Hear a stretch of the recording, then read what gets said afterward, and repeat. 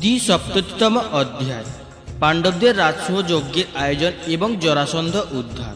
শ্রী সুখদেব বললেন, হে পরীক্ষিত, একদিন মহারাজ যুধিষ্ঠির সকল মুনি, ব্রাহ্মণ, ক্ষত্রিয়, বৈশ্য ও আচার্য, কুল বয়োবৃদ্ধ, জ্ঞাতি সম্বন্ধী, কুটুম্ব ও ভীম সেনাদি ভ্রাতাগণ সহ পরিবৃত হয়ে রাজসভাতে অবস্থান করছিলেন। সেই সময় তিনি সকলের সম্মুখেই ভগবান শ্রীকৃষ্ণকে সম্বোধন করে এইরূপ বললেন। ধর্মরাজ যুধিষ্ঠির বললেন, হে গোবিন্দ, আমি সর্বশ্রেষ্ঠ রাজসূয় যজ্ঞ দ্বারা আপনার ও আপনার পরম পবিত্র বিভূতি স্বরূপ দেবতাদের অর্চনা করতে ইচ্ছুক। আপনি কৃপা করে আমার এই সংকল্প পূর্ণ করুন। হে পদ্মনাভ, আপনার শ্রী পাদপদ্মে পাদুকা যুগল সমস্ত অমঙ্গল হারক। সেই শ্রী পাদপদ্মের সেবায় নিত্যযুক্ত থেকে যারা ধ্যান ও স্তুতিতে মগ্ন থাকে তারাই বস্তুত পবিত্রতা, তারা জন্ম মৃত্যু চক্র থেকে মুক্তি লাভ করে থাকে। আবার যারা সেই শ্রী পাদ পদ্মে সেবায় নিত্যযুক্ত থেকে সাংসারিক সুখ কামনা করে তারা তাও লাভ করে থাকে।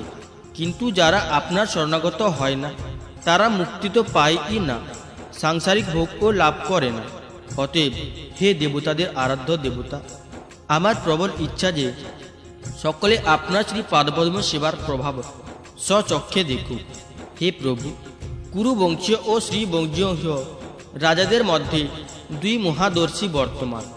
এক দল আপনার শ্রী পাদপদ্ম সেবায় নিত্যযুক্ত, আর অন্য দল তাতে বিশ্বাস ধারণ করে না। তাদের আপনি আপনার চরণাগত হওয়ার সুফল ভালো করে বুঝিয়ে দিন। হে প্রভু, আপনি সর্বাত্মা, সমদর্শিতা গুণ সম্পন্ন, আত্মনন্দ সাক্ষাৎ ব্রহ্ম।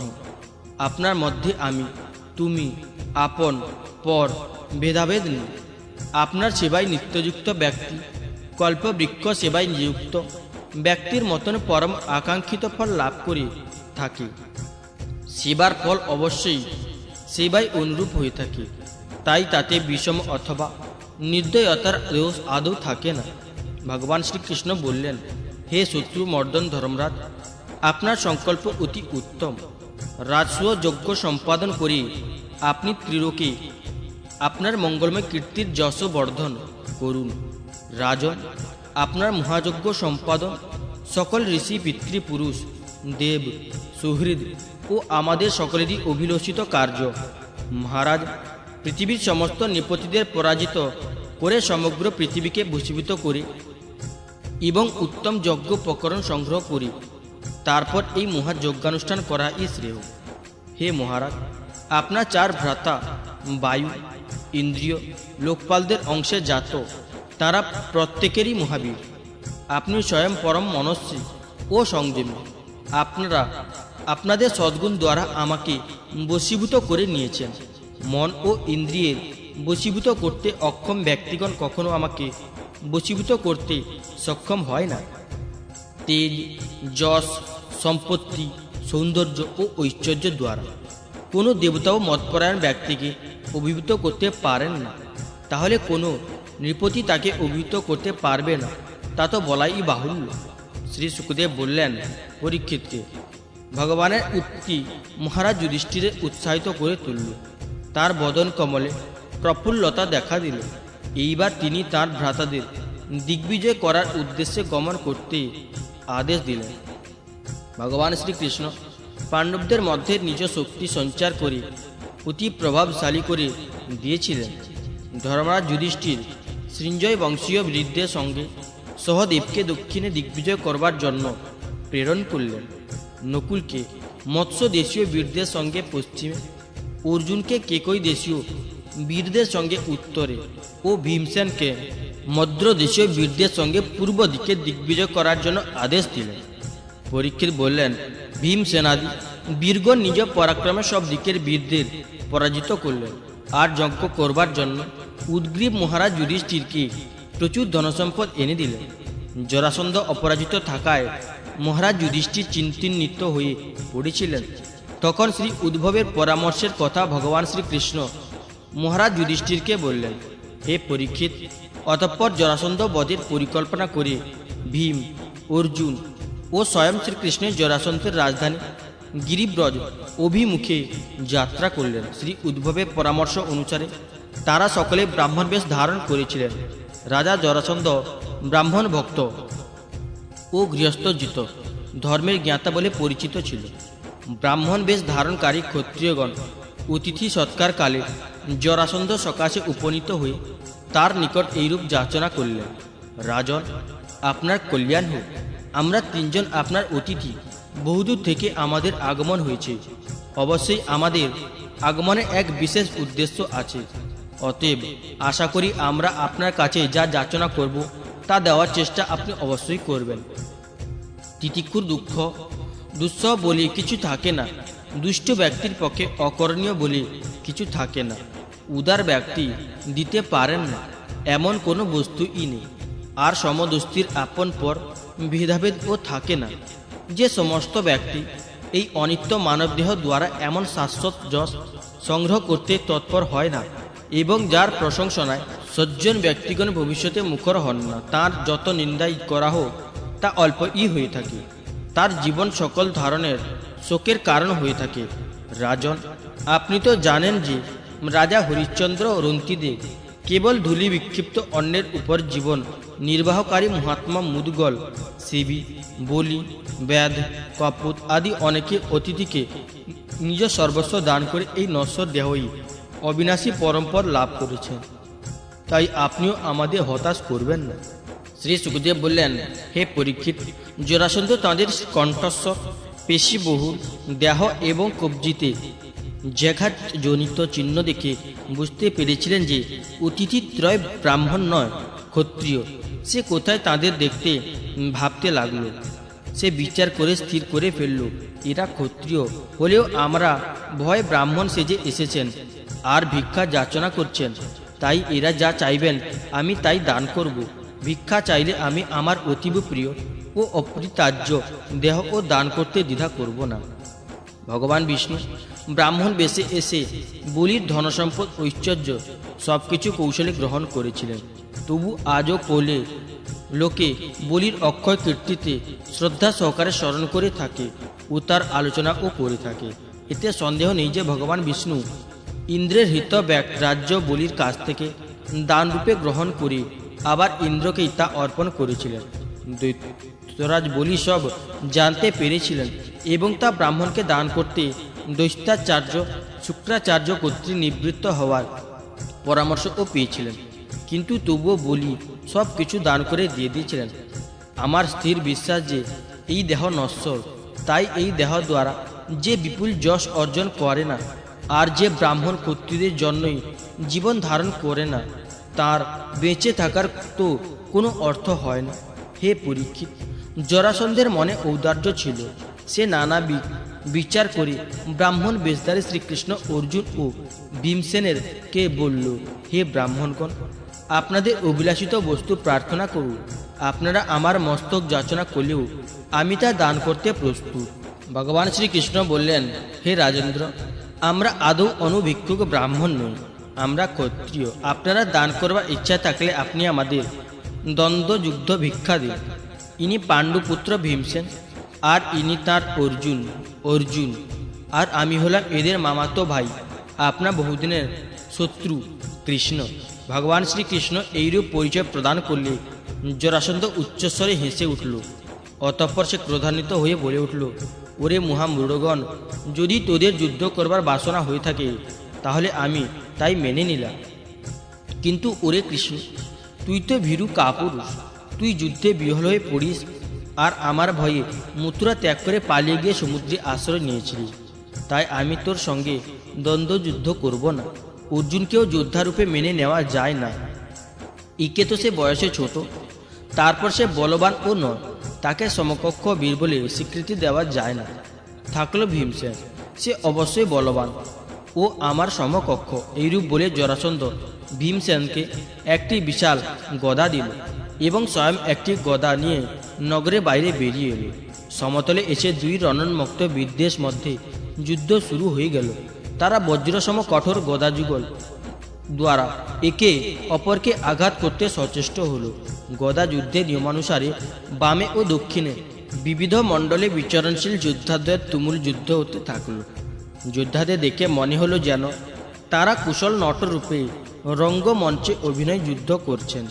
হে পরীক্ষিত, গদার উপর অন্য গদার প্রহার চলতে লাগলো। মনে হলো যেন দুই দাঁতালো হস্তি যুদ্ধে লিপ্ত হয়েছে। তাদের দাঁতের সংঘাতে আগুন ঠিকরে বেরোচ্ছে। ক্রোধোন্মত্ত হস্তিদ্বয় যখন সম্মুখ যুদ্ধে ইক্ষু উৎপাটন করে একে অপরকে আঘাত করতে তৎপর হয়, তখন আঘাতের প্রাবল্যে ইক্ষুই চূর্ণ বিচূর্ণ হয়ে যায়। জরাসন্ধ ও ভীমসেনের গদা যুদ্ধে অনুরূপী ঘটনায় প্রত্যক্ষ হতে লাগল। যোদ্ধাদ্বয়ের গদা অপরের স্কন্ধ, কটিপাদ, হস্ত, জঙ্ঘা এবং কণ্ঠাদি আঘাতে সচেষ্ট হলে সেই গদাই অঙ্গ স্পর্শে চূর্ণ বিচূর্ণ হয়ে যেতে লাগল। গদা চূর্ণ বিচূর্ণ হয়ে যাওয়াতে বীরদ্বয় সক্রোধে মুষ্টাঘাতে একে অপরকে আমন্ত্রণ করতে সচেষ্ট হল। সেই মুষ্টাঘাতে লৌহ সংস্পর্শ সমশক্তি নিহিত হল। রণোন্মুক্ত হস্তি যুগল সম সে মহাবীরের মধ্যে সরাসরি দ্বন্দ্বযুক্ত হতে লাগলো। করতল প্রহারে বজ্রপাত সম বিকট শব্দ হতে লাগলো। হে পরীক্ষিত, জরাসন্ধ ও ভীমসেন দুইজনই ছিল মহাবীর। তাদের গদা যুদ্ধে নিপুণতা, বল ও উৎসাহ ছিল সমরূপ। অতএব যোদ্ধাদের মধ্যে যুদ্ধের পর শক্তির তারতম্য দেখা গেল না। সমানে প্রহার চলতে থাকলে জয় পরাজয়ের নিষ্পত্তি হতে দেখা গেল না। রাত্রিকালে মিত্রসম অবস্থান করলেও দিবা ভাগে সমানে যুদ্ধ চলতে লাগলো। হে পরীক্ষিত, সপ্ততি বংশ দিবসেও যুদ্ধের কোনো নিষ্পত্তি হলো না। প্রিয় পরীক্ষিত বললেন, অষ্টবিংশতি দিবসে ভীমসেন তার মামাতো ভাই শ্রীকৃষ্ণকে জানালেন, হে কৃষ্ণ, আমি যুদ্ধে জরাসন্ধকে পরাজিত করতে পারছি না। ভগবান শ্রীকৃষ্ণ জানতেন জরাসন্ধের জন্মমৃত্যু রহস্য। জরা রাক্ষসী দেহের দুই অংশে সংযুক্ত করে জরাসন্ধকে জীবিত করেছিল। অতএব ভগবান শ্রীকৃষ্ণ ভীমসেনের মধ্যে নিজে শক্তি সঞ্চার করে জরাসন্ধ বধের উপায় উদ্ভাবন করলেন। পরীক্ষিত বললেন, শ্রী ভগবানের জ্ঞান ভাণ্ডার অসীম। তিনি জরাসন্ধ বধের উপায় জানাতে ভীমসেনের সম্মুখে এক বৃক্ষের ডালকে চিরে দ্বিখণ্ডিত করে দিলেন। বীর শ্রেষ্ঠ এবং পরম শক্তিশালী ভীমসেন ভগবান শ্রীকৃষ্ণের সংকেত বুঝতে পারলেন। তিনি জরাসন্ধের পদদ্বয় হাত দিয়ে ধরে তাকে ভূপাতিত করলেন। অতঃপর তিনি গজরাজ যেমনভাবে বৃক্ষ শাখা বিদারণ করে থাকে তেমনভাবেই একটি পায়ের দ্বারা তার পদতল চেপে রেখে অন্য পদকে দুই হাতে ধরে জরাসন্ধকে গুজ্জ দেশে থেকে আরম্ভ করে দুই ভাগে চিরে ফেললেন। সকলেই দেখল যে জরাসন্ধের দেহ দ্বিখণ্ডিত হয়ে গেছে। দেহের প্রতিখণ্ডে একটি পদ, জঙ্ঘা, অন্ডকোষ, কটিভাগ, পৃষ্ঠদেশ, স্তন, স্কন্ধ, বাহু, নেত্র, ভ্রু এবং কর্ণ বিদ্যমান। মগধরাজ জরাসন্ধ নিহত হলে সেইখানকার প্রজাগণ হাহাকার হয়ে উঠল।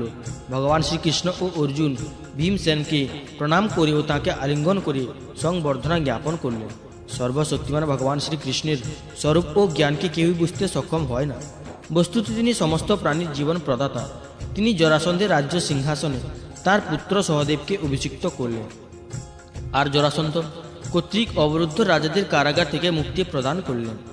শ্রী মন্মর্ষি বেদব্যাস প্রণীত পারমহংসী সংহিতা শ্রীমদ্ভাগবত মহাপুরাণে দশম উত্তরার্ধ স্কন্ধে জরাসন্ধ বধ নামক দ্বিসপ্ততিতম অধ্যায়ের বঙ্গানুবাদ সমাপ্ত হয়। ওম নমো ভগবতে বাসুদেবায়। ত্রিসপ্ততিতম অধ্যায় জরাসন্ধ কর্তৃক অবরুদ্ধ রাজাদের বিদায় গ্রহণ ও শ্রী ভগবানের ইন্দ্রপ্রস্থে প্রত্যাগমন। শ্রী সুখদেব বললেন, হে পরীক্ষিত, অনায়াসে 20,800 রাজাদের পরাজিত করে জরাসন্ধ গিরিকন্দের এক দুর্গে অবরুদ্ধ করে রেখেছিল। ভগবান শ্রীকৃষ্ণের কৃপায় তারা মুক্তি লাভ করে কারাগার থেকে বাইরে বেরিয়ে এল। কারাগারে বন্দী জীবন তাদের দেহ ও বসন ক্লিষ্ট ও মলিন করে দিয়েছিল। ক্ষুধা তৃষ্ণায় কাতর রাজাগণ দুর্বল ও শুষ্ক বদন হয়ে পড়েছিল। তাদের অঙ্গ প্রত্যঙ্গ শিথিল হয়ে গেছিল। গিরিকন্দ থেকে নির্গত হতেই ভগবান শ্রীকৃষ্ণ তাদের দর্শন দান করলেন। নবনীদরদ কান্ত শ্যাম সুন্দর তখন কৌশেয় পীতাম্বর ধারণ করেছিলেন। শ্রী ভগবানে তাদের গদা, শঙ্খ, চক্র ও পদ্মধারী চতুর্ভুজ রূপে দর্শন করেছিলেন। বক্ষস্থলে তার স্বর্ণাভা ও শ্রীবৎস চিহ্ন, নয়ন যুগলের তার পদ্ম গর্ভসম কোমল ও অরুণাভযুক্ত বদন মণ্ডলে ছিল প্রসন্নতার অবস্থান। কর্ণযুগল মকরাকৃতি কুণ্ডলে জ্যোতির্ময় ছিল। তিনি ছিলেন সুন্দর কিরীট, মুক্তাহার, বলয়, চন্দ্রহার ও বন্ধু বজ পরিশোভিত। শ্রী ভগবানের কণ্ঠদেশে জ্যোতির্ময় কৌস্তবমণি ও লম্বিত বনমালার অনুপম শোভা ছিল। রাজাগণের ইন্দ্রিয় সকল শ্রী ভগবানের এই সুন্দর দর্শনকে উপভোগ করতে সচেষ্ট হল। নয়ন স্বরূপদা পান করতে লাগল, রসনা লীলন করে আস্বাদ গ্রহণ করতে তৎপর হল। নাসিকা আগ্রানে ও বাহুদর আলিঙ্গনে স্পর্শ সুখ পাওয়ার সচেষ্ট হল। রাজাদের সমস্ত প্রাপ্ত ভগবান শ্রীকৃষ্ণকেই দর্শন করে বিধৌত হয়ে গিয়েছিল। স্বয়ং শ্রী ভগবান কৃপা করে তাঁদের দর্শন দান করছেন, তাই ভাবাবেগে তারা তার শ্রীপাদ্ম পদ্মে মস্তক অবনত করে প্রণাম নিবেদন করল। ঈশ্বর দর্শনে আনন্দে রাজাদের বন্দী জীবনে ক্লেশ হরণ করল। তারা বদ্ধাঞ্জলি হয়ে ভগবান শ্রীকৃষ্ণের স্তুতি করে বিনয় সহকারে নিবেদন করল, হে দেবেশ্বর, আপনি শরণাগত সকল দুঃখ ও ভয় হরণ করে থাকেন। হে সচিদানন্দ স্বরূপ অবিনাশী শ্রীকৃষ্ণ, আমাদের প্রণাম গ্রহণ করুন। আপনি জরাসন্ধের কারাগার থেকে আমাদের মুক্তি দিয়েছেন। এখন আমরা আপনার কাছে জন্ম মৃত্যু চক্র থেকে মুক্তি প্রার্থনা করছি। আমরা সাংসারিক দুঃখের কটুস্বাদ অনুভব করে ক্লান্ত হয়ে পড়েছি। আমরা আপনার শরণাগত। হে প্রভু, আপনি আমাদের রক্ষা করুন। হে মধুসূদন, হে নাথ, আমরা মগধরাজ জরাসন্ধের কোনো দোষ দেখি না। ভগবান, এ তো আপনারই এক বিশেষ অনুগ্রহ যে রাজ্য হয়েও আপনারা রাজ্যচ্যুত হয়েছি। কারণ রাজ্য ঐশ্বর্য মদমত্ত রাজার প্রকৃত সুখলাভ অথবা কল্যাণ হওয়া যে আদৌ সম্ভব হয় না, সে তো আপনার মায়া মোহিত হয়ে এই অনিত্য ধন সম্পদকেই শাশ্বত ও অপরিবর্তনীয় করে জ্ঞান করে বসে। যেমন মরীচিকাকে মূর্খগণ জলাশয় মনে করে থাকে, তেমনভাবে ইন্দ্রিয় লোলুপ ও অজ্ঞানী ব্যক্তিগণ এই পরিবর্তনশীল মায়াকে সত্য বলে বিশ্বাস করে বসে। ভগবান ধনসম্পদে মদমত্ত হয়ে আমরা পূর্বে বুদ্ধিভ্রষ্ট হয়ে গিয়েছিলাম। তখন আমরা ভূমি দখলের লড়াই করে নিজ প্রজাদেরই অনিষ্ট সাধন করতাম। বস্তুত আমরা মাত্রাতিরিক্ত নিরষ্ট আচরণে যুক্ত ছিলাম। সেই নিষ্ঠুর কার্যে তখন আমরা এত ব্যস্ত যে ভুলে গিয়েছিলাম মৃত্যুরূপে আপনি আমাদের শিরে অপেক্ষামান রয়েছেন। আমরা অসংযত হয়ে পড়েছিলাম। হে সচিদা সুন্দর রূপ শ্রীকৃষ্ণ, কালের গতি বিচিত্র ও দুরন্ত। কাল অতি বলবান, সে কারো আদেশ পালন করতে বাধ্য হয় না, কারণ কাল তো স্বয়ং আপনি। কালের প্রভাবে এখন আমরা শ্রীহীন ও বিরক্ত হয়ে পড়েছি।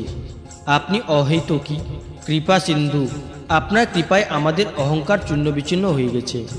এখন আমরা আপনার শ্রী পাদপদ্মের সেবক। হে বিভু, এই মানব দেহ দিনহীন ক্ষীণ হয়ে যেতে থাকে, তাকে তো রোগের জন্মভূমি আখ্যা দেওয়াই শ্রেয়। তাই এই মানবদেহ দ্বারা রাজ্য ভোগ করবার স্পৃহা আর আমাদের নেই, কারণ আমরা বুঝতে পেরেছি যে তা মরীচিকার জলসম সর্বতোভাবে মিথ্যা। কেবল তাই নয়, কর্মফলে মৃত্যুর পর যে স্বর্গলোক প্রাপ্তির কথা বলা হয়ে থাকে, আমাদের তা কার কামনা নেই। আমরা বুঝতে পেরেছি যে তা অন্তঃসার শূন্য, কেবল শুনতেই সুমধুর। আপনি আমাদের পথ প্রদর্শন করুন, যাতে আপনার শ্রী পাদপদ্মের বিস্মৃতি যেন আমাদের কখনো না হয়। আমরা তার অক্ষয় স্মৃতি ধারণ করতেই চাই। তার জন্য আমাদের যদি অন্য জনিতে জন্মগ্রহণ করতেও হয়, তাও আমরা স্বীকার করে নেব। প্রণত জনের ক্লেশ নাশক শ্রীকৃষ্ণ, বাসুদেব, হরি, পরম আত্মা এবং গোবিন্দের প্রতি আমাদের প্রতিনিয়ত নমস্কার জ্ঞাপন করছি। শ্রী সুখদেব বললেন, হে পরীক্ষিত, কারাগার থেকে মুক্তিপ্রাপ্ত রাজাগণ করুণাময় ভগবান শ্রীকৃষ্ণের এইরূপ স্তুতি করলে শরণাগতের রক্ষাকারী ভগবান সুমধুর স্বরে বললেন। ভগবান শ্রীকৃষ্ণ বললেন, হে রাজন, আমার প্রতি আকাঙ্ক্ষিত সুদৃঢ় ভক্তিলাভ তোমাদের অবশ্যই হবে। তবে জেনে রাখো যে আপনি সকলে আত্মা ও সর্বেশ্বর। হে রাজাগণ, তোমাদের সংকল্প অতি উত্তম, তা তোমাদের সৌভাগ্য ও আনন্দ প্রদান করবে। আমাদের বক্তব্য ও সঠিক, কারণ ধনসম্পদ ও ঐশ্বর্য উচ্ছৃঙ্খলতা মত্ততার কারণ হয়ে থাকে। হে হয় নহুষ, বেন, রাবণ, নরকাসুর আদি বহু দেবতা দৈত্য নরপতিকে ঐশ্বর্যজনিত মদমত্ততা হেতু স্থানচ্যুত ও পদচ্যুত হতে হয়েছিল। জেনে রাখো যে দেহ ও তার সংশ্লিষ্ট বস্তু সকল শ্রেষ্ঠ হয়ে থাকে বলে তার অবিনাশ অবশ্যম্ভাবী। অতএব তাতে আসক্তি ত্যাগ করো, মন ও ইন্দ্রিয়কে বশীভূত রেখে সংযুক্ত আচরণ করে যজ্ঞ দ্বারা আমার অর্চনায় নিত্যযুক্ত থেকো আর ধর্মপথে প্রজা প্রতিপালন কর। সন্তান উৎপাদন ভোগের জন্য না করে বংশ রক্ষা হেতু করবে আর প্রারব্ধ অনুসারে প্রাপ্ত জন্ম মৃত্যু সুখ দুঃখ লাভ ক্ষতিকে সমজ্ঞান করে থাকে আমার প্রসাদ মনে করে সেবন করবে। আমাতে চিত্ত নিত্যযুক্ত রেখে জীবনযাপন করলে আনন্দে থাকবে। দেহ ও দেহ বিষয়ক বস্তু সকলকে আসক্তি ত্যাগ করে নির্লিপ্ত ভাব রাখবে। নিজ আত্মাতেই রমণ করবে, ভজনে আগ্রহী হবে, আশ্রমোচিত ব্রত সকল পালন করবে, মনকে নিত্য আমাতে যুক্ত রেখে জীবন যাপন করবে। তাহলে শেষে তোমার আমার ব্রাহ্মস্বরূপ লাভ করতে সমর্থ হবে। শ্রী সুখদেব বললেন, হে পরীক্ষিত, ভুবনেশ্বর ভগবান শ্রীকৃষ্ণের রাজাদের এইরূপ আদেশ দিয়ে তাদের স্নানাদি কার্য সমাপন হেতু বহু দাস দাসী নিযুক্ত করলেন। হে পরীক্ষিত, জরাসন্ধ তনয় সহদেব দ্বারা রাজাদের রাজোচিত বস্ত্রালঙ্কার, মাল্য, চন্দন আদি দান করিয়ে তাদের যথোচিত সম্মান প্রদর্শন করা হলো। স্নানান্তে যখন নৃপতিগণ উত্তম বস্ত্রালঙ্কারে সুসজ্জিত, তখন শ্রী ভগবান তাদের উত্তম আহার্য বস্তু দ্বারা সেবা করালেন ও রাজোচিত তাম্বুল আদি বিবিধ বস্তু দ্বারা পরিতৃপ্ত করালেন। মুক্তিপ্রাপ্ত রাজাদের সম্মান প্রদর্শন কার্য শ্রী ভগবানের ইচ্ছাতে আয়োজিত হয়েছিল। সুন্দর কর্ণকুণ্ডল ধারণ করে নৃপতিগণ মেঘমুক্ত শারদ গগনে দীপ্তিমান তারাসম সৌন্দর্য যুক্ত হলেন। অতঃপর ভগবান শ্রীকৃষ্ণ নৃপতিগণকে মণিকাঞ্জন মণ্ডিত শ্রেষ্ঠ অশ্বযুক্ত রথে আরোহণ করিয়ে সুমধুর বিদায় সম্ভাষণ জ্ঞাপন করে তাদের নিজ নিজ রাজধানীতে প্রেরণ করলেন। এইভাবে সুমহাত্মা ভগবান শ্রীকৃষ্ণের অনুগ্রহে নৃপতিগণের অতি ভয়ঙ্কর বন্দী জীবনে অবসান হল। যাত্রাকালে নৃপতিগণ জগৎপতি শ্রীকৃষ্ণের রূপ ও লীলার মাধুর্য মন্থন করতে করতে নিজ নিজ রাজধানীতে গমন করল। নিজ নিজ রাজ্যে পৌঁছে নৃপতিগণ ভগবান শ্রীকৃষ্ণের অদ্ভুত কৃপা ও লীলার কথা প্রজাদের মধ্যে প্রচার হল। অতঃপর তারা ভগবান শ্রীকৃষ্ণ কর্তৃক উপদিষ্ট সাত্ত্বিক জীবনযাপনে সচেষ্ট হল।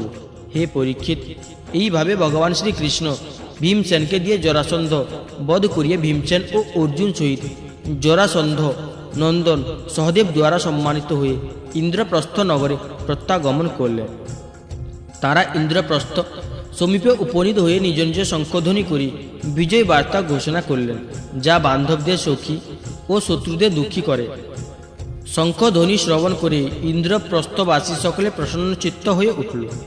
তারা বুঝল যে জরাসন্ধ পরাজিত হয়েছে, আর তাতে মহারাজ যুধিষ্ঠিরের রাজসূয় যজ্ঞ সম্পাদনের পথ যেন সম্পূর্ণভাবে নিষ্কণ্টক হল। ভীমসেন, অর্জুন এবং ভগবান শ্রীকৃষ্ণ রাজা যুধিষ্ঠিরকে বন্দনা করে সেই কৃত্য সকল বর্ণনা করলেন, যা জরাসন্ধ বধে নিমিত্ত করা হয়েছিল।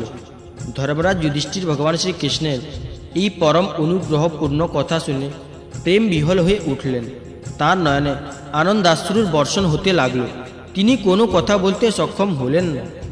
শ্রী মন্মর্ষি বেদব্যাস প্রণীত পারমহংসী সংহিতা শ্রীমদ্ভাগবত মহাপুরাণে দশম উত্তরার্ধ স্কন্ধের কৃষ্ণ প্রত্যাগমন নামক ৩৭তম অধ্যায়ের বঙ্গানুবাদ সমাপ্ত হল। ওম নমো ভগবতে বাসুদেবায়। চতুঃসপ্ততিতম অধ্যায় শ্রী ভগবানের অগ্র পূজা ও শিশুপাল উদ্ধার। শ্রী সুখদেব বললেন, হে পরীক্ষিত, ধর্মরাজ যুধিষ্ঠির জরাসন্ধ বধ এবং সর্বশক্তিমান শ্রীকৃষ্ণের অদ্ভুত মহিমা শ্রবণ করে অতিশয় প্রসন্ন হলেন এবং বলতে লাগলেন। ধর্মরাজ যুধিষ্ঠির বললেন, হে সচিদানন্দ স্বরূপ শ্রীকৃষ্ণ, ত্রিলোকাধিপতি ব্রহ্মা, শঙ্কর এবং ইন্দ্রাদি লোকপাল আপনার আদেশ লাভ করবার জন্য সর্বদা উন্মুখ হয়ে থাকেন, আর কচিত আদেশ পেয়ে গেলে তা চিরধার্য করে অতিশয় শ্রদ্ধাপূর্বক পালন করে থাকেন। হে অনন্ত বীর্য, আমরা অতি দিনহীন হয়েও নিজেদের ভূপতি ও নরপতি জ্ঞান করে থাকি। বস্তুত এই জন্য আমাদের শাস্তি পাওয়া উচিত, অথচ আপনি আমাদের আদেশ গ্রহণ করে থাকেন ও তা পালন করিয়ে থাকেন। সর্বশক্তিমান কমলীলোচন শ্রী ভগবানের এ তো নরলীলায় অভিনয় মাত্র। সূর্যের উদয় আসতে আদৌ তার তেজের তারতম্য হয় না। তেমনভাবে কোনো রকমের কার্যে আপনার হর্ষ অথবা বিষাদে থাকে না। কারণ আপনি স্বজাতীয়, বিজাতীয় এবং স্বগত ভেদ রহিতে পরম আত্মা পরম ব্রহ্মস্বরূপ। হে অজিত, হে মাধব, আমি তুমি ও আমার তোমার এইরূপ বিকারযুক্ত ভেদবুদ্ধি তো পশুদের হয়ে থাকে। যারা আপনার অনন্য ভক্ত, তাদের চিত্তে এইরূপ অসংলগ্ন বিচারবুদ্ধি কখনো স্থান পায় না। অতএব তা আপনার মধ্যে আসার প্রশ্নই ওঠে না। অতএব আপনি যা কিছু করছেন তার নরলীলাই। শ্রী সুখদেব বললেন, হে পরীক্ষিত, এইরূপ বলে ধর্মরাজ যুধিষ্ঠির ভগবান শ্রীকৃষ্ণের অনুমতি নিয়ে যজ্ঞোপযুক্ত কালে যজ্ঞ কর্মে নিপুণ বেদবাদী ব্রাহ্মণদের ঋত্বিক আচার্য আদি রূপে বরণ করে নিলেন। তাঁরা হলেন শ্রীকৃষ্ণ দ্বৈপায়ন, ব্যাসদেব, ভরদ্বাজ, সুমন্ত, গৌতম, অসিত, বশিষ্ঠ, চবন, কর্ণ, মৈত্রীয়, কবশ, ত্রিত, বিশ্বামিত্র, বামদেব, সুমতি, জেমিনি, ত্রতু, পৈল, পরাশর, গর্গ, বৈশম্পায়ন, অথর্বা, কশ্যপ, ধেম্য, পরশুরাম, শুক্রাচার্য, আসুরি, বিতিহোত্র, মধুচ্ছন্দা, বীরসেন এবং অকৃতব্রণ।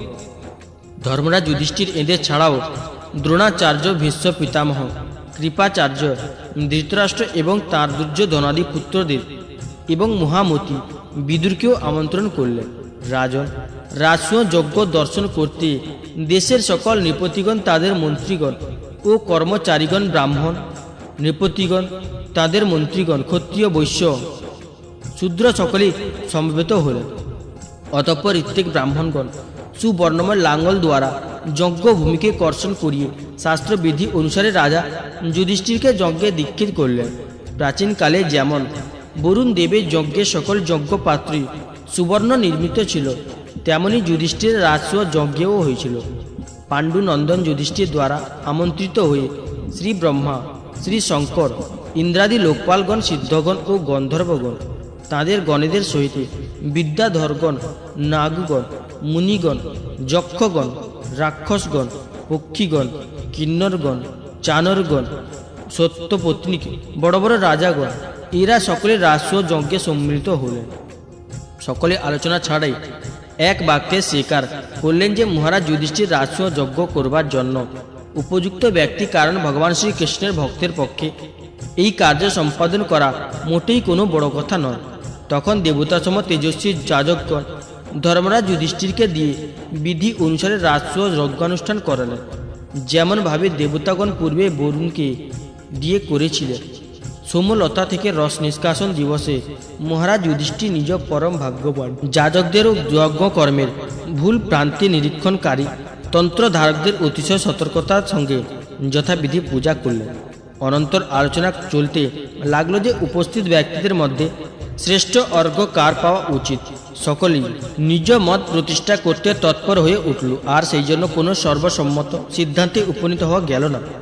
তখন মাদ্রীপুত্র সহদেব বললেন, যাদব শ্রেষ্ঠ ভক্ত বৎসল অচ্যুত ভগবান শ্রীকৃষ্ণই সভায় উপস্থিত ব্যক্তিদের মধ্যে সর্বশ্রেষ্ঠ। তিনি শ্রেষ্ঠ অর্ঘ্যের অধিকারী, কারণ তিনি তো সমস্ত দেবতারূপে বর্তমান এবং দেশ, কাল, ধন আদি সকল বস্তু তাঁরই ভিন্ন ভিন্ন রূপ। সমগ্র বিশ্ব শ্রীকৃষ্ণের এই রূপ। সমস্ত যজ্ঞ শ্রীকৃষ্ণ স্বরূপ। ভগবান শ্রীকৃষ্ণই অগ্নি, আহুতি এবং মন্ত্ররূপে অধিষ্ঠান করেন। জ্ঞান ও কর্ম এই দুই পথ শ্রীকৃষ্ণ প্রাপ্তির জন্য নির্ধারিত। হে সভ্যগণ, কত আর বর্ণনা করব। ভগবান শ্রীকৃষ্ণই স্বয়ং সেই অখণ্ড অদ্বিতীয় ব্রহ্ম জাতি, স্বজাতীয়, বিজাতীয় এবং স্বগত ভেদের নাম গন্ধ ও নেই। এই সম্পূর্ণ জগৎ তাঁরই স্বরূপ। তিনি আত্মস্থ এবং জন্ম, অস্তিত্ব, বৃদ্ধি আদি ছয় বিকার বিকরিত। তিনি আত্মস্বরূপ সংকল্প দ্বারাই জগতের সৃষ্টি, প্রতিপালন ও সংহার করে থাকেন। সমস্ত জগতের বিবিধ কর্মানুষ্ঠানের মাধ্যমে ধর্ম, অর্থ, কর্ম ও মোক্ষরূপ যে পুরুষার্থ সম্পাদিত হয় তা ভগবান শ্রীকৃষ্ণের অনুগ্রহেই হয়ে থাকে। অতএব সর্বশ্রেষ্ঠ ভগবান শ্রীকৃষ্ণই শ্রেষ্ঠ অর্ঘ্য প্রদানের জন্য বিবেচিত হন। তাঁর পূজায় সমস্ত প্রাণীদের পূজা হবে, নিজেরও পূজা হবে। নিজেকে দান ধর্মকে অনন্ত ভাব সম্পন্ন করবার নিমিত্ত সমস্ত প্রাণী ও বস্তুর অন্তরাত্মা ভেদাভেদ রহিত পরম শান্ত ও পূর্ণ ভগবান শ্রীকৃষ্ণকেই শ্রেষ্ঠ অর্ঘ্য প্রদান করা কর্তব্য। হে পরীক্ষিত, সহদেব শ্রী ভগবানের মহিমা ও তাঁর প্রভাবকে জানতেন। এবার তিনি চুপ করে গেলেন। তখন ধর্মরাজ যুধিষ্ঠির যজ্ঞ সভাতে উপস্থিত বিশদ মণ্ডলী সাধুবাদ সহকারে সহদেবের উক্তিকে সমর্থন করলেন। ধর্মরাজ যুধিষ্ঠির ব্রাহ্মণদের আদেশ ও বিদ্যুৎ মণ্ডলী অভিপ্রায় অবগত হয়ে পরমানন্দে প্রেমাবেগে বিহল হয়ে ভগবান শ্রীকৃষ্ণের পূজা করলেন। পত্নী, ভ্রাতা, অমাত্য এবং কুটুম্বদাদি সহ ধর্মরাজ যুধিষ্ঠির অতি প্রেম ও আনন্দে শ্রী ভগবানের পাদ প্রক্ষালন করলেন ও সেইখানে লোক পাবন পরম পবিত্র পদোদক মস্তকে দান করলেন। তিনি শ্রী ভগবানকে কৌশে পীতাম্বর ও মহামূল্য অলঙ্কার উৎসর্গ করলেন। সেই সময় তার নয়ন যুগল প্রেম ও আনন্দ আতিশয্যে সজল হয়ে ওঠায় তিনি শ্রী ভগবানকে ভালোভাবে দর্শন ও করতে পারছিলেন না। ভগবান শ্রীকৃষ্ণকে এইভাবে পূজিত ও সৎকৃত হতে দেখে যজ্ঞ সভায় উপস্থিত ব্যক্তিগণ বদ্ধাঞ্জলি হয়ে জয়ধ্বনি দিতে লাগলেন ও নমস্কার জ্ঞাপন করতে লাগলেন। তখন আকাশ থেকে পুষ্পবৃষ্টি হতে লাগলো। হে পরীক্ষিত, নিজাসনে উপবিষ্ট শিশুকাল এই সব দেখে ও শুনে ক্রোধান্বিত হয়ে উঠল। ভগবান শ্রীকৃষ্ণের গুণকীর্তন শ্রবণে সে অসহিষ্ণু হয়ে উঠে দাঁড়ালো আর সভার মধ্যে হাত তুলে নির্ভয় শ্রী ভগবানকে শুনিয়ে শুনে অতি কঠোর বাক্য প্রয়োগ করতে শুরু করল। হে সভাসদগণ, কাল স্বয়ং ঈশ্বর, এই শ্রুতি বাক্য সর্বতভাবে সত্য। সে ঠিক নিজের কাজ করিয়ে নিয়ে থাকে। আমি এর প্রত্যক্ষ প্রমাণ একমাত্রই পেলাম। না হলে এই বালক ও মূর্খের কথা শুনে বয়োবৃদ্ধ ও জ্ঞানী গুণী ব্যক্তিদের বুদ্ধি বিপর্যয় হয় কি করে? কিন্তু আপনারা যে অগ্র পূজার যোগ্য পাত্র নিরূপণে কুশল তা জানি। অতএব হে দ্বিবদ মণ্ডলী, যোগ্য পাত্র নিরূপণে আপনারা বালক সহদেবের মতামতকে গুরুত্ব দেবেন না। এইখানে তপস্যা, বিদ্যা ও ব্রত ধারণ কারিগণ আছেন। জ্ঞান দ্বারা নিজ পাপ তাপ দূর করতে যারা সক্ষম তারাও আছেন। পরম জ্ঞানী ঋষিগণ ও ব্রহ্মনিষ্ঠগণও আছেন। পরম জ্ঞানী অতি মহান লোকপালগণ ও তো এদের পূজা করে থাকেন। যারা যজ্ঞের প্রকৃষ্ট নিয়মের জ্ঞানী, সেই সভ্য শ্রেষ্ঠদের উপস্থিতিতে এই কুল কলঙ্ক গোপলাভ কেমন করে শ্রেষ্ঠ অর্ঘ্য পাওয়ার যোগ্য ব্যক্তি বলে বিবেচিত হতে পারে? কাক কেমন করে যজ্ঞের পুরোভাগ চরু লাভ করবার যোগ্য বলে বিবেচিত হতে পারে? এ বর্ণাশ্রম ভ্রষ্ট, উচ্চ কুলজাত ও নন। এ সমস্ত ধর্ম থেকে বহিষ্কৃত, বেদ ও লোক মর্যাদা উল্লঙ্ঘনকারী এই ব্যক্তি স্বেচ্ছাচারী, এ সদ্গুণ বিরহিত। তাহলে এ অগ্রপূজা পায় কেমন করে? এদের কুল রাজা যজাতি দ্বারা অভিশাপগ্রস্ত, এর বংশ সজ্জনগণ দ্বারা অস্বীকৃত। এ নিত্য ব্যর্থ, মধুপানাসক্ত। তাহলে তাকে অগ্রপূজার যোগ্য বলে স্বীকৃতি দেওয়া কেমন করে সঠিক বলা হচ্ছে? এরা ব্রহ্মর্ষি সেবিত মথুর আদি দেশ ত্যাগ করে ব্রহ্ম তেজ ও বেদ চর্চা বিরহিত সমুদ্র দুর্গে আশ্রয় গ্রহণ করে থাকে। আর মাঝে মাঝে দুর্গ থেকে বার হয়ে দস্যু সম প্রজাদের পীড়ন ও হরণ করে থাকে। পরীক্ষিত বললেন, বস্তুত শিশুপালে শুভ সকল বিনষ্ট হয়ে গিয়েছিল। সে আরও বহু অপমানজনক এক কটু কথা বর্ষণ করি ভগবান শ্রীকৃষ্ণের নিন্দা নিরল। কিন্তু সিংহ যেমন শিকারে ডাকে আদৌ গুরুত্ব দেয় না, তেমনভাবে ভগবান শ্রীকৃষ্ণ অবিচল রইলেন। তিনি শিশুপালের কোনো কথারই উত্তর দিলেন না। কিন্তু সভায় উপস্থিত বিদ্যুৎ মণ্ডলীয় পক্ষে শ্রী ভগবানের উদ্দেশ্যে বর্ষিত নিন্দা বাক্য সহ্য করা সম্ভব হল না। তাদের মধ্যে অনেকে নিজ কর্ণ আচ্ছাদন করে শিশুপালকে তিরস্কার করতে করতে সক্রোধে সভাস্থল ত্যাগ করলেন। হে পরীক্ষিত, যে শ্রী ভগবানের অথবা ভক্তদের নিন্দা শ্রবণ করে সেই স্থান ত্যাগ করে না, সে সমস্ত শুভ কৃতকর্ম থেকে বিচ্যুত হয় আর অধোগতি প্রাপ্ত হয়। পরীক্ষিত বললেন, এইবার শিশুপালকে বধ করবার নিমিত্ত পাণ্ডব, মৎস্য, কেকয় এবং সৃঞ্জয় বংশের নৃপতিগণ অস্ত্রশস্ত্র নিয়ে উঠে এলেন। কিন্তু শিশুপাল তাতে বিন্দু মাত্র বিচলিত না হয়ে অগ্রপশ্চাৎ বিবেচনা না করে নিজ ঢাল ও তরবারি তুলে নিল এবং সেই দ্বিবোধ মণ্ডলীকে পরিপূর্ণ যজ্ঞ সভাতে শ্রীকৃষ্ণকে সমর্থনকারী রাজাদের বিরুদ্ধে আস্ফালন করতে লাগল। কলহ বৃদ্ধি পেতে দেখে ভগবান শ্রীকৃষ্ণ এইবার স্বয়ং উঠে দাঁড়ালেন। তিনি তাঁর অনুগত নৃপতিদের শান্ত থাকতে বললেন এবং স্বয়ং চক্রদেব তাকে আক্রমণকারী শিশুপালের মস্তক তার তীক্ষ্ণ চক্র দ্বারা ছেদন করলেন। শিশুপাল নিহত হওয়া মাত্র অতিশয় শোরগোল হতে লাগলো। তার অনুগত রাজাগণ প্রাণ রক্ষার্থে দ্রুত এদিক ওদিক পালাতে লাগলো।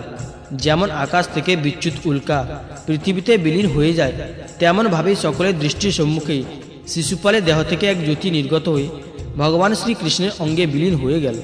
হে পরীক্ষিত, শিশুপালের অন্তঃকরণে শত্রুভাব ধারণে পরিবর্ধন 3 জন্ম ধরে হচ্ছিল, আর তাই সে শত্রুভাবাপন্ন থেকে ভগবান শ্রীকৃষ্ণের ধ্যানে নিত্যযুক্ত থাকত, যার ফলে সে তার পার্শ্বদ রূপে স্বীকৃতি পেয়েছিল। বস্তুত মৃত্যুর পর লাভ করা গতি ভাবের উপরই নির্ভরশীল হয়ে থাকে। শিশুপাল উদ্ধারের পর চক্রবর্তী সম্রাট ধর্মরাজ যুধিষ্ঠির সদস্যদের ও ঋত্বিকদের প্রচুর দক্ষিণা প্রদান করলেন। অতঃপর তিনি সকলকে যথাবিধি পূজা করে যজ্ঞান্ত স্নান অবভূত স্নান সম্পন্ন করলেন। হে পরীক্ষিত, এইভাবে যজ্ঞেশ্বরদের ঈশ্বর ভগবান শ্রীকৃষ্ণ ধর্মরাজ যুধিষ্ঠিরের রাজসূয় যজ্ঞ সম্পূর্ণ করলেন। অতঃপর নিজ আত্মীয় স্বজন ও সুহৃদদের অনুরোধে তিনি কয়েক মাস সেইখানে বাস করলেন। রাজা যুধিষ্ঠির শ্রী ভগবানকে ছাড়তে চাইছিলেন না, কিন্তু সর্বশক্তিমান ভগবান শ্রীকৃষ্ণ তার অনুমতি নিয়ে নিজ রানী ও অমাত্য গণের সহিত ইন্দ্রপ্রস্থ থেকে দ্বারকাপুরী যাত্রা করলেন। হে পরীক্ষিত, সনকাদি ব্রাহ্মণগণের অভিশাপে বৈকুণ্ঠবাসী জয় ও বিজয়কে বারবার জন্মগ্রহণ করতে হয়েছিল। এই উপাখ্যানে সবিস্তারে সপ্তম স্কন্ধে আমি তোমাকে বলেছি। মহারাজ যুধিষ্ঠির রাজসূয় যজ্ঞের যজ্ঞানন্ত স্নান করে ব্রাহ্মণগণের ও ক্ষত্রিয়গণের সভার মধ্যে দেবরাজ ইন্দ্রসম শোভা পেতে লাগালেন। রাজা যুধিষ্ঠির তখন কর্তৃক দেবগণ, মানবগণ ও আকাশগামী গন্ধর্বগণ যথাযোগ্য সম্মানিত হলেন। তারা ভগবান শ্রীকৃষ্ণ ও রাজসূয় যজ্ঞের প্রশংসনায় পঞ্চমুখ হয়ে নিজ নিজ লোকে প্রস্থান করলেন। হে পরীক্ষিত, দুর্যোধন ছাড়া আর সকলে আনন্দিত হলেন। পাণ্ডবদের এই অত্যুজ্জ্বল রাজ্য লক্ষ্মীশ্রী উৎকর্ষ দুর্যোধনের পক্ষে অসহ্য বলে মনে হল, কারণ সে তো স্বভাবেই পাপী, কলহে অনুরাগী ও কুরু বংশের বিনাশের এক বিষম রোগসম ছিল। হে পরীক্ষিত, ভগবান শ্রীকৃষ্ণের শিশুপাল বধ, জরাসন্ধ বধ, অবরুদ্ধ নিপতিদের মুক্তিদান ও যজ্ঞানুষ্ঠান লীলার মহিমা অপরিসীম। এই লীলার সংকীর্তন ভক্তকে সমস্ত পাপ থেকে মুক্তি প্রদান করে থাকে। শ্রী মন্মর্ষি বেদব্যাস প্রণীত পারমহংসী সংহিতা শ্রীমদ্ভাগবত মহাপুরাণে দশম উত্তরার্ধ স্কন্ধে শিশুপাল নামক চতুঃসপ্ততিতম অধ্যায়ের বঙ্গানুবাদ সমাপ্ত হল।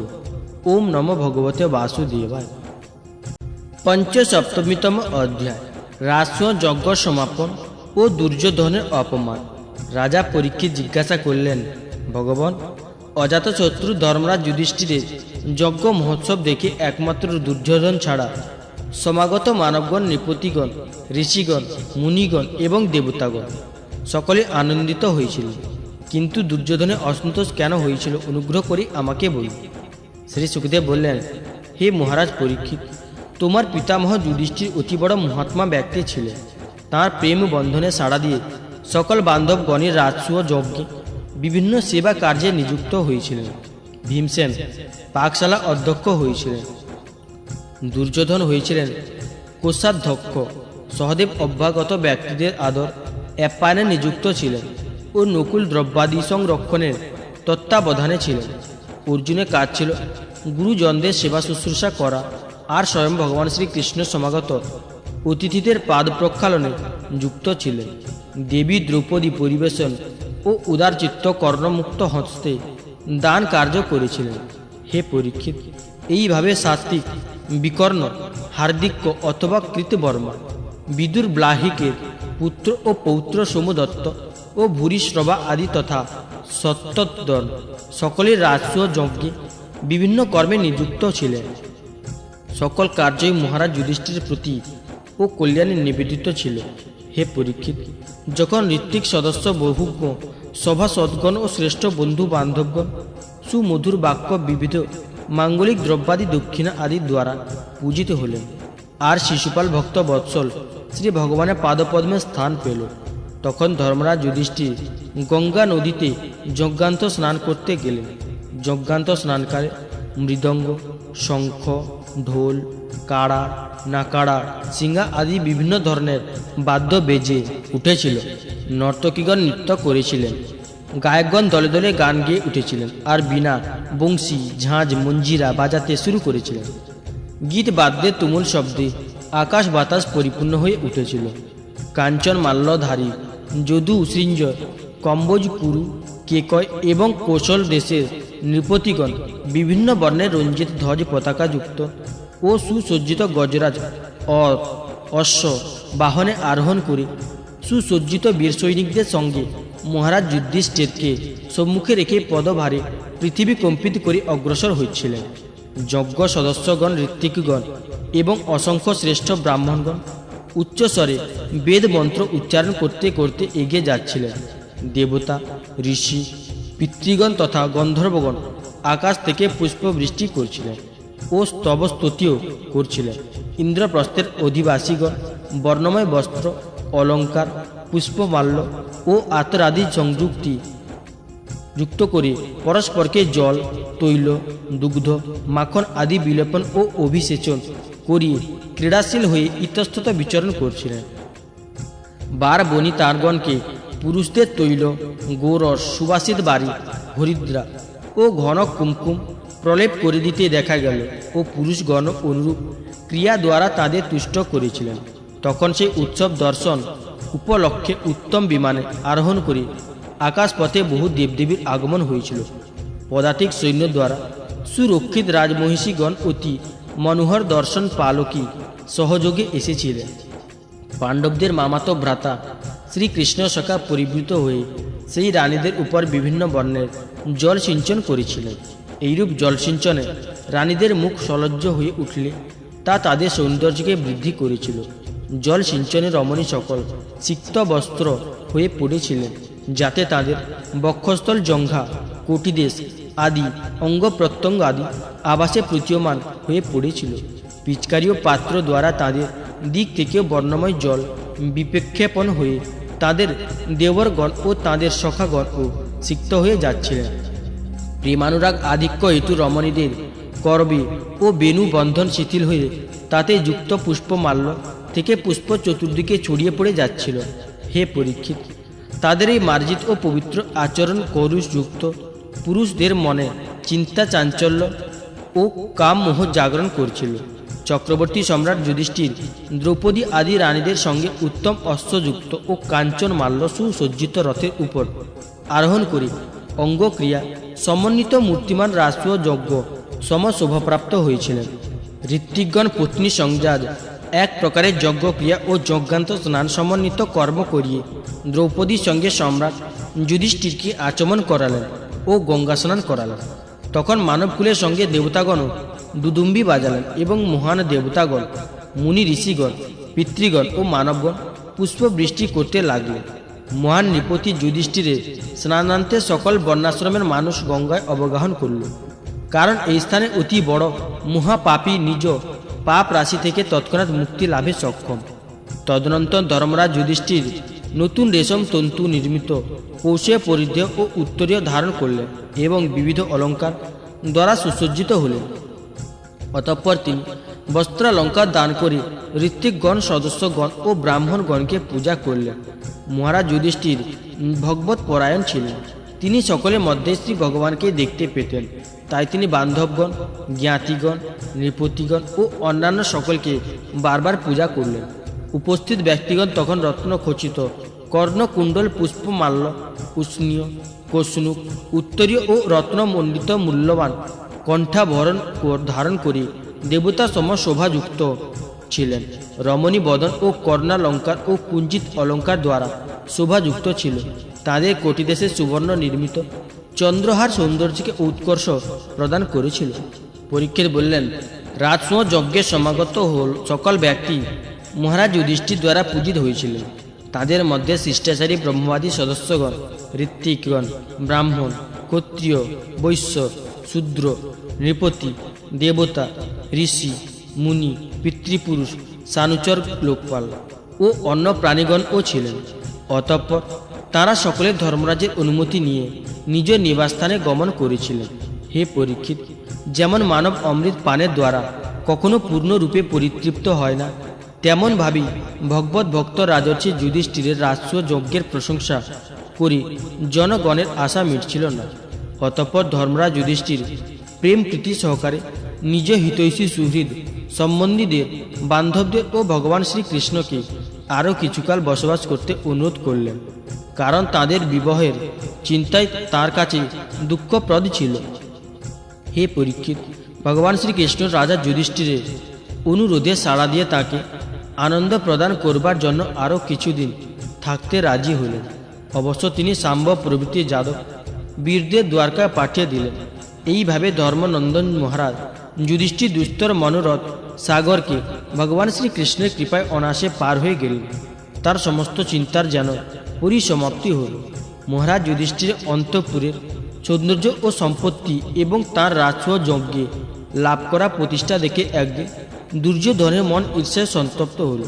হে পরীক্ষিত, পাণ্ডবদের জন্য নির্মিত মহলে যা ময়দানম নির্মাণ করে দিয়েছিল নরপতি, দৈত্যপতি ও সুরপতিদের বিভূতি সকলের ও সৌন্দর্যের সমাবেশ ছিল। সেই সকল দ্বারা দ্রৌপদী তার পতিদের সেবা করতেন। সেই মহলে তখন ভগবান শ্রীকৃষ্ণের সহস্রাধিক রানীগণও ছিলেন। নিতম্ব গুরুবার হেতু তারা ধীর পদক্ষেপে চলতেন, আর তাদের নুপুরের রুনুঝুনিতে সেই অন্তঃপুর আনন্দিত থাকত। তাদের কটিদেশ অতি সৌন্দর্যযুক্ত ছিল। তাদের বক্ষস্থলে কুমকুমে রঞ্জিত মুক্তাহার ললিমাযুক্ত থাকত। কুণ্ডল ও কুঞ্জিত অলকা দমে চঞ্চলতায় তাদের বদনে সৌন্দর্য বর্ধন হতো। এই সকল দুর্যোধনের ঈর্ষায় কারণ হয়েছিল। হে পরীক্ষিত, বস্তুত দুর্যোধনের চিত্ত দ্রৌপদীতে আসক্ত ছিল, তাই সে ঈর্ষাযুক্ত হয়েছিল। একদিন রাজাধিরাজ মহারাজ যুধিষ্ঠির, ভ্রাতাগণ সম্বন্ধীগণ ও তাঁর নয়নমণিস্বর প্রিয় পরম হিতৈষী ভগবান শ্রীকৃষ্ণ পরিবৃত হয়ে ময়দানব নির্মিত রাজসভাতে স্বর্ণ সিংহাসনে দেবরাজ ইন্দ্রসম বিরাজমান ছিলেন। তার ভোগ সামগ্রী, তার রাজশ্রী ব্রহ্মার ঐশ্বর্য সম সমৃদ্ধ ছিল। বন্দীজন তার স্তুতি করেছিলেন। এই সভায় ভ্রাতা দুঃশাসন আদি পরিবৃত দুর্যোধনের আগমন হল। হে পরীক্ষিত, কিরিট মাল্য মুক্ত তরবারি হস্তে দুর্যোধনকে ক্রোধান্বিত হয়ে দুয়ারপালের ও সেবকদের তিরস্কার করতে দেখা গেল। সভাস্থলে ময়দানম নির্মিত মায়া মোহিত হয়ে দুর্যোধনের স্থলকে জলতে মনে করে বস্ত্র প্রান্ত উত্তোলন ও জলকে স্থল মনে করে তাতে পতনাদি হাস্যকর ঘটনা ঘটেছিল। হাস্যকর ঘটনায় ভীমসেন, রাজমহিষীগণ ও অন্যান্য নৃপতিগণ প্রমোদিত হয়েছিলেন। যদিও মহারাজ যুধিষ্ঠির স্বয়ং তা অনুমোদন না করে বরং তাদের নিরস্ত করতে চেয়েছিলেন, কিন্তু ভগবান শ্রীকৃষ্ণ তাঁদের আচরণ সংকেতে অনুমোদন করেছিলেন। এই ঘটনা দুর্যোধনকে লজ্জিত ও বিব্রত করেছিল। ক্রোধাগ্নিতে তার সর্বাঙ্গ জ্বলে যাচ্ছিল। সে অধোবদনে রাজসভা থেকে নিষ্ক্রান্ত হয়ে হস্তিনাপুর গমন করেছিল। এই ঘটনা স্বজনদের ভালো লাগেনি। মহারাজ যুধিষ্ঠির বিষণ্ণ চিত্ত হয়ে পড়েছিলেন। হে পরীক্ষিত, এই ঘটনা কিন্তু ভগবান শ্রীকৃষ্ণকে উদ্বিগ্ন করল না, কারণ তার ভূতার কারণে ইচ্ছাতেই যে দুর্যোধনের দৃষ্টিভ্রম হয়েছিল। হে পরীক্ষিত, তোমার প্রশ্নের উত্তর দিলাম। সেই মহান রাজস্ব যজ্ঞে দুর্যোধনের অসন্তোষ ও ঈর্ষার এই কারণ হয়েছিল। শ্রী মন্মর্জি বেদব্যাস প্রণীত পারমহংসী সংহিতা শ্রীমদ্ভাগবত মহাপুরাণের দশম উত্তরার্ধ স্কন্ধের দুর্যোধনের অপমান নামক পঞ্চসপ্ততিতম অধ্যায়ের বঙ্গানুবাদ সমাপ্ত হল। ওম নমো ভগবতে বাসুদেবায়। ষষ্ঠ সপ্ততিতম অধ্যায়, সালবের সঙ্গে যাদবদের যুদ্ধ। শ্রী সুখদেব বললেন, হে পরীক্ষিত, ভগবান শ্রীকৃষ্ণের নরলীলার অঙ্গরূপে এই ঘটনার উল্লেখ করছি। এই ঘটনা সৌভ নামক বিমানের অধিপতি সালব যেমনভাবে শ্রী ভগবানের দ্বারা নিহত হল তা বলব। সালব ছিল শিশুপাল সখা। শ্রী রুক্মিণী বিবাহে সে শিশুপালের সঙ্গে বরযাত্রীরূপে এসেছিল। যখন যাদবগণ যুদ্ধে জরাসন্ধাদিকে পরাজিত করেছিলেন, তখন পরাজিতদের মধ্যে সালবও ছিল। তখন নৃপতিদের সম্মুখে সে প্রতিজ্ঞাবদ্ধ হয়ে বলেছিল, এই ধরাতল থেকে আমি যাদবকুল নিশ্চিহ্ন করে দেব, সবাই আমার পরাক্রম দেখবে। হে পরীক্ষিত, মূঢ় সালব এইরূপ প্রতিজ্ঞা করে দেবদেব ভগবান শ্রী পশুপতির আরাধনায় যুক্ত হল।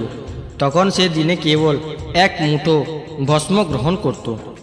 পার্বতী পতি ভগবান শঙ্কর আশুতোষ পরম দিন দান রূপেই পরিচিত। সালবের কঠিন সংকল্পের কথা জেনে তিনি 1 বৎসর পরে প্রসন্ন হয়ে তাকে বর প্রার্থনা করতে বলল। তখন সালব এইরূপ বর প্রার্থনা করল, আপনি আমাকে এমন এক বিমান দিন যা দেবতা, অসুর, মানুষ, গন্ধর্ব, নাগ ও রাক্ষস সকলে দুর্ভেদ্য হবে, সকলে স্থানে গমন করবে আর যাদবদের জন্য ভয়াবহ হবে। ভগবান শঙ্কর তথাস্তু বলে চলে গেলেন। তাঁরই আদেশে ময়দানব দ্বারা সৌভ বিমান প্রস্তুত করা হলো আর সালব সেই লৌহ নির্মিত সৌভ বিমান লাভ করল। নগর সম বিশাল সৌভ বিমান কিন্তু অন্ধকারাচ্ছন্ন ছিল, তাকে দেখা যেত না, ধরাও যেত না। চালকের নির্দেশ অনুসারে সেই বিমান সকল স্থানে গমন করতে সক্ষম ছিল। বৃষ্ণি বংশের উপর সালবের জাতি বিদ্বেষ তাকে দ্বারকার উপর আক্রমণ করবার প্ররোচনা দিল। হে পরীক্ষিত, সালব নিজ বিশাল সৈন্যবাহিনী নিয়ে দ্বারকা নগরকে চারদিক থেকে ঘিরে ফেলল। তার আক্রমণের ফলে পুষ্পে পূর্ণ উপবন ও উদ্যান সকল লাবণ্য ভণ্ড হয়ে যেতে লাগল। নগর দ্বার, গৃহদ্বার, রাজমহল, অট্টালিকা, প্রাচীর ও নাগরিকদের প্রমোদ ও বিশ্রামস্থান সকল চূর্ণ বিচূর্ণ হয়ে যেতে লাগল। সৌভ বিমান মুহুর্মুহু আক্রমণ করতে লাগল। শস্ত্রের সঙ্গে সঙ্গে বৃহৎ প্রস্তর খণ্ড, বৃক্ষ, বজ্র, সর্প ও শিলা বর্ষণ ও হতে লাগল। চতুর্দিকে তখন বিশৃঙ্খল অবস্থা। নগর তখন ধূলিধূসর হয়ে উঠল। হে পরীক্ষিত, প্রাচীনকালে ত্রিপুরাসুর দেবতাদের জীবন যেমন দুর্বিষহ করে তুলেছিল, সালবের বিমান আক্রমণে দ্বারকায় অনুরূপ অবস্থা হল। নাগরিকদের ক্ষণিক শান্তিও দুর্লভ হয়ে উঠল। পরম যশস্বী বীর প্রদ্যুম্ন দেখলেন যে প্রজারা সন্তপ্ত হয়ে পড়েছে। তিনি রুথাড়ুর হলেন ও সকলকে নির্ভয়ে শান্ত থাকতে বললেন। বীর প্রদ্যুম্নকে অনুসরণ করে সাত্যকী, চারুণদেষ্ণ, সাম্ব, অনুজদের সঙ্গে অত্রুর কৃতবর্মা, ভানুবিন্দ, গদ, শুক, সারণ আদি বহু মহাধনুর্ধর বীর সকল রথ, গজ, অশ্ব ও পদাতিক সৈন্য সহ বেরিয়ে এলেন। বীরগণ বর্মাবৃত্ত ছিলেন। প্রাচীনকালে যেমন দেবতাদের সঙ্গে অসুরদের তুমুল রোমহর্ষণ যুদ্ধ হয়েছিল, এখন যদুবংশীয় সৈনিকদের সঙ্গে সালবের তেমন তুলনা রোমহর্ষণ যুদ্ধ আরম্ভ হয়ে গেল। সূর্যদেব যেমন নিজ কিরণ জালে নিমেষে রাত্রি অন্ধকার বিনাশ করে থাকেন, তেমনভাবেই শ্রী প্রদ্যুম্নের স্বীয় দিব্যাস্ত্র দ্বারা ক্ষণকালের মাধ্যমে সৌভপতি সালবের সমস্ত মায়া বিনাশ করে দিলেন। সুবর্ণময় পাখা ও লৌহ ফলকযুক্ত শ্রী প্রদ্যুম্নের শরীরে গ্রন্থি বোঝা যেত না। তিনি এইরূপ 25 স্বর দ্বারা সালব সেনাপতিকে বিদ্ধ করলেন। পরম মনস্বী শ্রী প্রদ্যুম্ন সেনাপতির উপর স্বর বর্ষণের সঙ্গে 100 স্বর শাল্যকে, একটি স্বর প্রতি সৈনিককে, 10টি স্বর প্রতি বাহনের উপর নিক্ষেপ করলেন। মহাত্মা প্রদ্যুম্নের এই আশ্চর্যজনক কর্ম মহান ও অদ্ভুত ছিল, যা সপক্ষ বিপক্ষ নির্বিশেষে সকল সৈনিকদের দ্বারা প্রশংসিত হল। ময়দানব নির্মিত সালবের মায়াময় বিমানকে আক্রমণ করা সুকঠিন কার্য ছিল। বিচিত্র বিমান কখনো দৃশ্য হচ্ছিল, আবার কখনো অদৃশ্য হয়ে যাচ্ছিল, কখনো তাকে বহুরূপে দেখা যাচ্ছিল আর কখনো নিজ রূপে। অতএব বিমানের অবস্থা নিরূপণ করা যাদবদের পক্ষে অত্যন্ত কঠিন হয়ে উঠল। সেই বিমান কখনো ভূমিতে, আবার কখনো আকাশে দেখা যেতে লাগলো, কখনো বা পর্বত শিখরে উঠে যাচ্ছিল, আর গতিবিধি দ্বিমূলী অলাত চক্রসম ছিল। ক্ষণকালের জন্যও তা কোথাও স্থির হয়ে থাকছিল না। সালবকে বিমান ও সৈনিকদের সঙ্গে দেখতে পেলেই যাদব সেনাপতিগণ দ্বারা ঝাঁকে ঝাঁকে স্বরবর্ষণ করতে লাগল। তাদের স্বরবর্ষণ সূর্য ও অগ্নিসম দাহ ও বিষধর সর্পসম ভয়াবহ ছিল। স্বরাঘাত সালবের নগরাকার বিমানকে ও সৈনিকদের বিধ্বস্ত করল, আর যাদবদের স্বরবর্ষণে সালব স্বয়ং ও সংজ্ঞাহীন হয়ে পড়ল। পরীক্ষিত বললেন, সালবের সেনাপতিগণ যাদবদের উপর প্রবল বেগ স্বরবর্ষণ করতে থাকায় যাদব সেনাও নিপীড়ন হতে লাগল। কিন্তু তারা যুদ্ধক্ষেত্র ত্যাগ করে পলায়ন করল না। তাদের বিশ্বাস ছিল যে যুদ্ধক্ষেত্রে মৃত্যু হলে সুগতি লাভ হবে, আর মৃত্যু না হলে তারা জয়লাভ করবে। হে পরীক্ষিত, সালবের মন্ত্রী প্রদ্যুম্ন প্রথমে শ্রী প্রদ্যুম্নের উপর 25 স্বর নিক্ষেপ করেছিল। সে অতিশয় বলবান ছিল। অনন্ত সে প্রদ্যুম্নের উপর প্রবল বেগে লৌহময় গদাঘাত করল।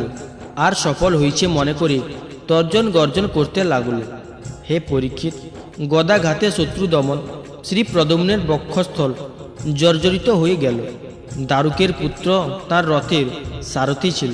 সে সারথির ধর্ম অনুসরণ করে তাকে যুদ্ধক্ষেত্র থেকে অন্যত্র সরিয়ে নিয়ে গেল। অতঃপর অল্পক্ষণের মধ্যেই শ্রী প্রদ্যুম্ন চেতনা লাভ করে সারথিকে বললেন, হে সারথি, অন্যায় করেছ, হায় হায় আমাকে যুদ্ধক্ষেত্রে থেকে সরিয়ে এনেছ। হে সুত, আমাদের বংশের কেউ কখনো যুদ্ধক্ষেত্র থেকে পলায়ন করেছেন বলে আমি কখনো শুনিনি। আমাকে তুমি কলঙ্কিত করেছ। আসলে সুত, তুমি কাপুরুষ ক্লিপ। আমাকে বলো, এখন আমি পিতৃব্য শ্রী বলরাম ও পিতা শ্রী কৃষ্ণের সম্মুখে গিয়ে তাদের কি উত্তর দেব? এখন তো সকলেই বলবে যে আমি যুদ্ধক্ষেত্র থেকে পালিয়ে প্রাণ রক্ষা করেছি। আমি কি উত্তর দেব বলতে পারো? আমার ভ্রাতৃ জায়াগণ উপহাস করে বলবে, ওহে বীর, তুমি ক্লিপ গোলে কেমন করে প্রতিপক্ষ তোমাকে পরাজিত করল? ওহে সুত, যুদ্ধক্ষেত্র থেকে আমাকে সরিয়ে নিয়ে আসা তোমার ক্ষমাহীন অপরাধ। সারথি উত্তর দিল, হে আয়ুষ্মান, আমি সারথি ধর্ম পালন করেছি কেবল। হে সর্বসমর্থ প্রভু, যুদ্ধ ধর্ম অনুসারে সংকটকালে সারথি রথীকে আর রথী সারথীকে রক্ষা করে। এই ধর্ম অনুসরণ করেই আমি আপনাকে যুদ্ধক্ষেত্র থেকে সরিয়ে এনেছি। শত্রু আপনার উপর গদা প্রহার করেছিল আর আপনি সংজ্ঞান হয়ে পড়েছিলেন বলে সংকটে ছিলেন, তাই আমাকে এই কার্য করতে হয়েছে। শ্রী মন্মোচি বেদব্যাস প্রণীত পারমহংসী সংহিতা শ্রীমদ্ভাগবত মহাপুরাণে দশম উত্তরার্ধ স্কন্ধের শাল্ব যুদ্ধ নামক ৬৭তম অধ্যায়ের বঙ্গানুবাদ সমাপ্ত হল। ওম নমঃ ভগবতে বাসুদেবায়।